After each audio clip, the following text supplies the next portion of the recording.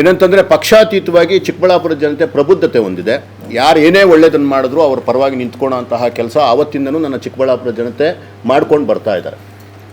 ಆ ರೀತಿ ಒಂದು ಸಂದರ್ಭದಲ್ಲಿ ಇವತ್ತು ಇದ್ದಕ್ಕಿದ್ದಾಗೆ ಈ ರೀತಿಯ ವೀರಾವೇಶ ತೋರಿಸ್ತಿದ್ದಂತಹ ನಮ್ಮ ಶಾಸಕರಾಗಿದ್ದ ತಕ್ಷಣ ತಮ್ಮ ವೀರಾವೇಶವನ್ನು ಯಾಕೆ ಕಳ್ಕೊಂಡಿದ್ದಾರೆ, ಯಾಕೆ ಸೈಡ್ಗಿಟ್ಟಿದ್ದಾರೆ, ಆ ಬಡವರ ಮಕ್ಕಳು ನೀರು ಕುಡಿದು ಸತ್ತೋಗ್ತಾ ಇರೋದು ಏನಾದರೂ ನಿಂತೋಗಿದೆಯಾ, 3 ವರ್ಷದಿಂದ ಅವ್ರು ಬಂದಿದ್ದಾದಮೇಲೆ ಯಾವುದಾದ್ರೂ ದೇವಸ್ಥಾನಗಳಲ್ಲಿ ಏನಾದರೂ ಪೂಜೆ ಮಾಡಿಸಿ ಈ ಕಲುಷಿತ ನೀರನ್ನು ಕುಡಿದ್ರೂ ಸಹ ಏನು ತೊಂದರೆ ಆಗದಿರೋ ಥರ ಏನಾದರೂ ಪೂಜೆ ಗೀಜೆ ಮಾಡಿಸಿ ಸರಿ ಮಾಡ್ಕೊಂಡಿದ್ದಾರಾ ಏನು ಅಂತ ನಮಗೆ ಗೊತ್ತಿಲ್ಲ.